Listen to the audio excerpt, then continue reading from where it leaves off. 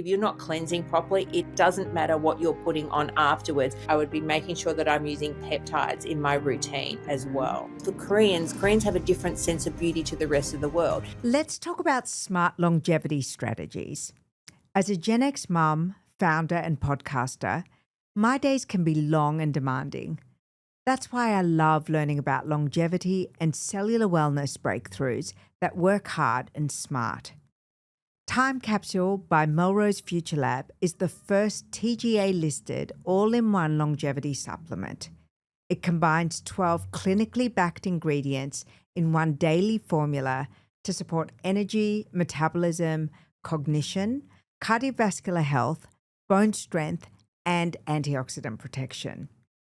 Powered by Lipisperse and Verisperse for enhanced absorption, it includes niacinamide riboside for cellular energy, resveratrol antioxidant defense, and berberine to support glucose metabolism. Plus essentials like activated B vitamins, magnesium, vitamin D3 with K2.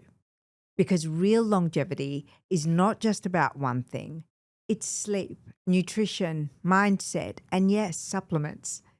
It's about everything working together. Time Capsule makes it simple. I think maybe 15, 20 years ago, maybe longer, someone came out and they developed a facial technique, this lifting technique, because of course for Koreans have a different sense of beauty to the rest of the world. They like to be super fair, which is good for me. They like a very V-shaped jawline. They like eyes at a certain width, but they do this V-lift massage.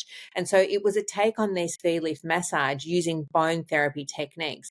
But there is no set technique. So a lot of people say they'll teach you it, but they don't, and they teach you variations of this technique. So if you go and have these techniques in Korea, it is incredibly painful. The Koreans would generally go to that lower, they would tend to go to that lower level because they don't need all the whistle, they don't need all, but as a Westerner or someone from overseas, you really need someone to be able to translate for you. You need people to understand what your ideal of beauty is in your country so that things don't get lost in translation.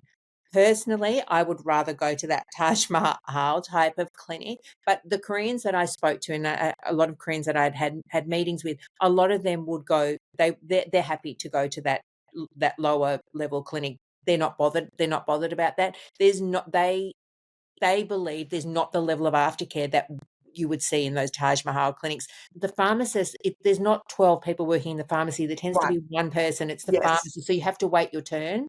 Yes. And they will say to you, this is medical PDRN or this is there's a cosmetic PDRN. I think people think that the Koreans have their own technology that they're using. They don't. They're often using the same technology as here.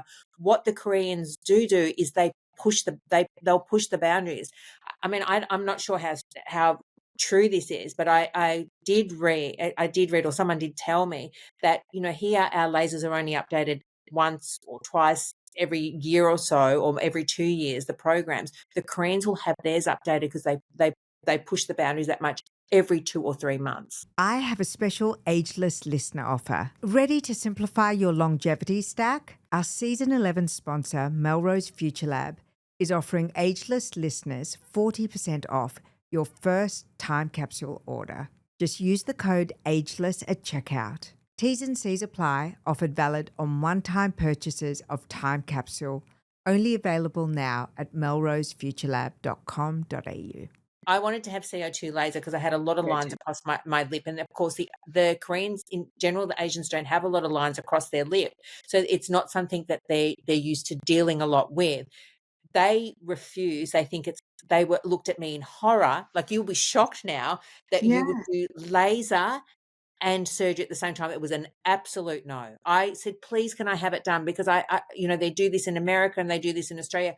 I had tried to have it done before I left here, but my schedule wouldn't meet with anybody. Like, I just couldn't make my schedule and the specialist schedules align. So I thought, that's fine. I'll have it done when I'm there. They were like, absolutely not. And I thought, when I get there, I'll convince them. 100% zero. They will not do it.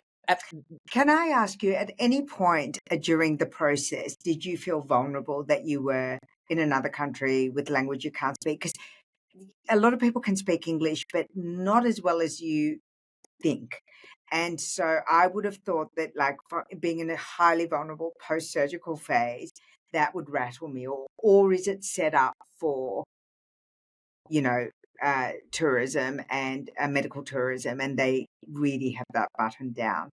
I think they had I think that I chose the right company. I didn't I chose the right company. I chose someone that had a lot of English speakers. I always had an English speaker with me at all times for every appointment. If I didn't have my consultant, I had my concierge, my consultant from the hospital. So not only did I didn't just only have my consulting company, I had the hospital that I went to had English speakers. So they didn't just have one, they had several English speakers. So there was always someone with me at every single appointment. I might have walked into that appointment by myself and I would say to them, they would just say to you, in basic English. They can all speak English, but they can all understand English, or Yes, most of I them, agree.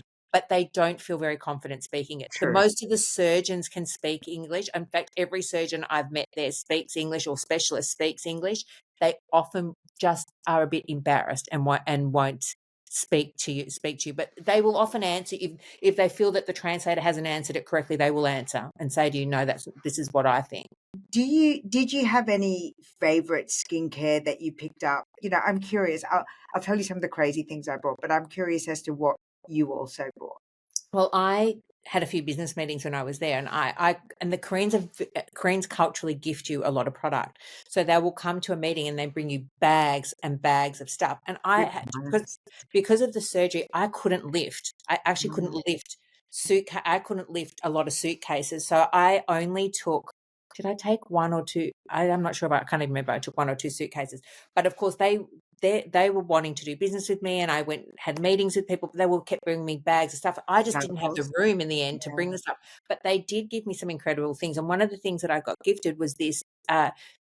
I went for lunch and they presented me with this incredible box, like this box. And I undid this box and there's this tiny cream in there. I'm like, what is this cream? And they were laughing. They said, this is going to be, Colostrum. no, this is this is going to be the latest thing. This is to lighten your nipple.